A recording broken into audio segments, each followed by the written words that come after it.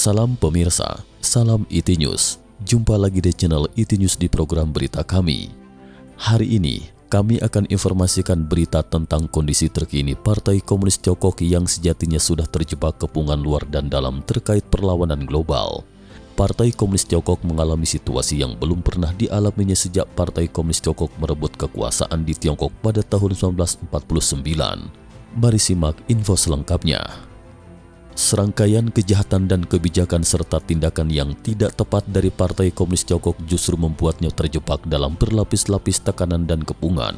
Selain di dalam negeri, di saat yang sama terjebak dalam berlapis kepungan masyarakat internasional yang anti-komunis, masyarakat dunia telah mulai tersadar di tengah pandemi ini tidak dapat mentolerir komunisme yang teramat jahat ini.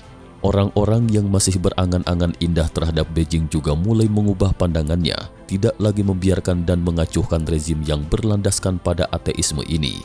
AS dan masyarakat arus utama dunia telah mengambil serangkaian tindakan terhadap komunis Tiongkok, membentuk kondisi menumpas komunisme. Era peredaan terhadap komunis Tiongkok telah berubah memasuki era penumpasan.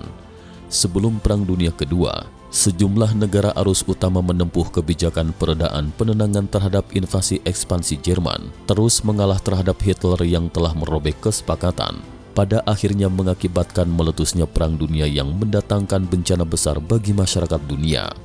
Namun tiba di era saat ini, konsekuensi jahat dari kebijakan penenangan yang lebih besar sedang terjadi. Masyarakat arus utama di dunia sekali lagi mengadopsi kebijakan penenangan terhadap sistem komunis Tiongkok. Pembantaian terhadap mahasiswa oleh komunis Tiongkok yakni peristiwa Tiananmen tahun 89. Dunia tidak memberikan sanksi yang efektif. Penindasan yang kejam terhadap Falun Gong dunia belum secara substansial menghentikannya. Dan dunia pun hingga kini masih belum mengambil tindakan efektif melawan perampasan organ yang brutal dan tidak manusiawi. Komunis Tiongkok masih saja melakukan kejahatan di tengah kebijakan penenangan oleh masyarakat internasional dan tidak tergerak apalagi berubah dengan kebaikan dan kepercayaan yang telah diberikan oleh masyarakat beradab. Tetapi yang namanya ular beracun tetap ular beracun. Benar-benar tidak bisa menyadarkan ular beracun yang dihangatkan oleh sang petani saat ular membeku kedinginan di tepi jalan mengacu pada legenda Tiongkok kuno. Suatu rezim jahat yang telah dibesarkan tidak mungkin mengalami perubahan apapun, sebaliknya justru semakin merajalela. Sino-British Joint Declaration dirobek tanpa pandang bulu, nilai universal Hong Kong dirusak, kebudayaan bangsa minoritas dihancurkan tanpa ampun, semakin memperbesar bencana HAM. Komunis Tiongkok berusaha meraih lebih banyak keuntungan demi membesarkan dirinya, mencuri teknologi yang paling canggih untuk melayani rezim otoriternya, berusaha membuat dunia menjadi sebuah dunia yang korup dan dikepalai oleh kelompok jahat komunisme, serta pada akhirnya menghancurkan peradaban umat manusia. Pada saat dunia mengalami pandemi yang sangat serius, dunia mulai melihat sosok asli komunis Tiongkok. Ketika masyarakat kembali menempatkan kejahatan komunisme ke atas podium, maka terlihatlah roh sesat yang gentayangan di Eropa pada masa itu dan tidak berevolusi menjadi manusia yang normal. Setiap tindak tanduk mereka di dunia bertolak belakang dengan masyarakat manusia normal, selalu mengandung gen premanisme yang disimbolkan dengan serigala berbulu domba, tidak pernah berhenti menipu masyarakat dunia dan Tiongkok. Bahkan secuil kebaikan pun tidak diinginkannya, sepenuhnya hanya mau mencelakakan masyarakat dunia, menghancurkan kepercayaan sejati yang hendak kembali kepada jalan Tuhan serta bermusuhan dengan peradaban dunia. Sebenarnya dalam buku berjudul Tujuan Terakhir Komunisme telah dijabarkan, telah mengupas kulit domba yang menjadi penyamaran Partai Komunis Tiongkok. Masyarakat mungkin menilai bahwa komunisme hanyalah semacam paham lainnya yang beraneka ragam, adalah semacam pemikiran di tengah manusia atau semacam eksperimen yang telah gagal. Bukan, komunisme bukanlah pemikiran, bukan pula eksperimen, ini bukanlah sesuatu yang dihasilkan oleh manusia. Komunisme adalah ajaran iblis yang dipaksakan dimasukkan ke dalam manusia oleh roh jahat untuk mencelakakan manusia dengan tujuan menghancurkan umat manusia. Kemana roh jahat iblis komunisme ini menyusup, di sana wabah akan merebak. Banyak negara dunia yang dekat dengan rezim komunis Tiongkok kondisi pandeminya akan sangat parah. Komunis Tiongkok merangsek masuk ke Hong Kong dengan Undang-Undang Keamanan Nasional versi Hong Kong, membuat kondisi pandemi di Hong Kong yang tadinya sangat baik juga kemudian merebak parah. Ketika virus Partai Komunis Tiongkok merampas ratusan ribu nyawa di luar Tiongkok, menjangkiti puluhan juta orang dunia baru menyadari ternyata umat manusia tengah menghadapi suatu iblis raksasa, menghadapi sosok yang ingin menghancurkan peradaban dunia dan seluruh umat manusia. AS yang menjadi pelindung ketertiban dunia pun tersadar, Uni Eropa juga tersadar, masyarakat seluruh dunia tersadar. Pemerintah Trump terlebih dahulu tersadar dan telah mengobarkan serangan yang belum pernah ada sepanjang sejarah AS terhadap Partai Komunis Tiongkok. Dalam Kongres Partai Republik, Trump mengatakan, "Dalam sejarah Amerika, kita adalah yang mengambil tindakan paling hebat, paling berani, dan paling keras terhadap Partai Komunis Tiongkok serta melakukan serangan balasan yang paling kuat."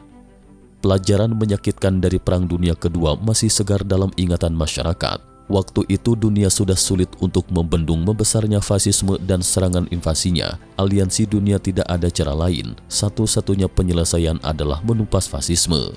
Terhadap rezim komunis Tiongkok kali ini, dunia tidak akan mengulangi kesalahan yang sama. Untuk mencegah dunia mengalami bencana yang semakin besar, satu-satunya cara penyelesaian adalah menumpasnya. Semua negara dunia mulai menolak Partai Komunis Tiongkok. Pemerintah Trump telah membatalkan ratusan dialog bilateral tingkat tinggi. Hari ini kita melihat Amerika dan masyarakat arus utama mengambil serangkaian tindakan terhadap Partai Komunis Tiongkok. Itulah ritme penumpasan komunisme.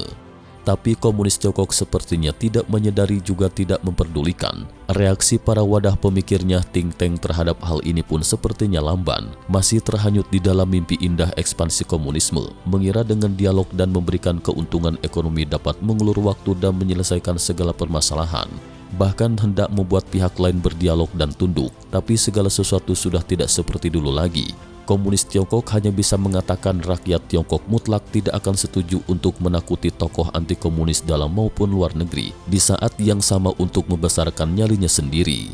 Perjalanan Menlu Wang Yi ke Eropa kali ini tidak mencapai satupun kesepakatan maupun pengakuan, juga tidak mampu membujuk negara manapun. Kemanapun ia pergi selalu menemui jalan buntu sehingga akhirnya baru merasakan bahwa komunis Tiongkok sudah tidak lagi memiliki teman di kalangan masyarakat arus utama. Di pentas dunia, Partai Komunis Tiongkok tak lebih dari sesosok badut kecil semata. Ketika Partai Komunis Tiongkok melihat Parlemen Ceko berkunjung ke Taiwan, walaupun Komunis Tiongkok memperlihatkan ekspresi diplomatik yang buas ala serigala tempur, tetap saja tidak mampu mencegahnya dan segera menyusul wakil Menlu AS juga akan berkunjung ke Taiwan. Politisi negara lain pun akan menyusul berkunjung ke Taiwan. Inilah tempo irama yang akan mengucilkan Komunis Tiongkok. Jika Komunis Tiongkok memikirkan dampak dari hal ini, pasti akan mengeluarkan keringat dingin. Sangat jelas, masyarakat arus utama dunia telah menjadikan komunis Tiongkok sebagai target. Selain itu telah membentuk kepungan terhadap komunis Tiongkok dalam hal ekonomi mulai memutus keterkaitan dengan komunis Tiongkok. Amerika, India, dan Uni Eropa beramai-ramai melarang produk teknologi dan piranti lunak bikinan komunis Tiongkok. Penetrasi komunis Tiongkok di bidang politik dan ekspansi jahatnya juga mengalami hantaman. Propaganda besar dan berbagai jenis mata-matanya yang menyusup di AS sudah tidak lagi memiliki tempat untuk berpijak, termasuk Institut Konfusius juga akan seluruhnya ditutup. Komunis Tiongkok juga berada di tengah kepungan AS dan para sekutunya di bidang militer. Mulai dari Laut Tiongkok Selatan sampai Selat Taiwan hingga Himalaya, gejolak militer terjadi di mana-mana. Sementara di dalam negeri konflik juga semakin meruncing. Hong Kong, Taiwan, Xinjiang, Uighur, Tibet, dan Mongolia Dalam. Wilayah dan suku minoritas yang menolak asimilasi budaya partai ini juga telah membentuk kepungan dalam negeri yang sangat kuat terhadap Partai Komunis Tiongkok. Khususnya kelompok pasukan India etnis Tibet yang baru-baru ini muncul di perbatasan Tiongkok-India. Partai Komunis Tiongkok merasakan ketakutan dan diprediksi begitu meletus perang, maka suku Tibet akan berperan dari dalam dan tiba saatnya bangkit melawan.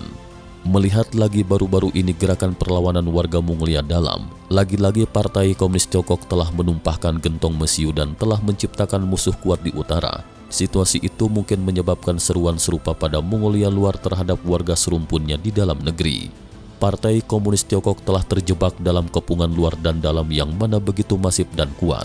Ini adalah situasi yang belum pernah dialami sejak Partai Komunis Tiongkok merebut kekuasaan pada tahun 49, seakan merupakan suatu pengaturan besar di mana Partai Komunis Tiongkok akan menemui jalan buntu. Sekian berita ITNews hari ini. Terima kasih telah menonton dan silakan subscribe channel ini dan bagikan ke teman-teman Anda. Jika Anda memiliki opini silahkan beri komentar di bawah ini. Sampai jumpa.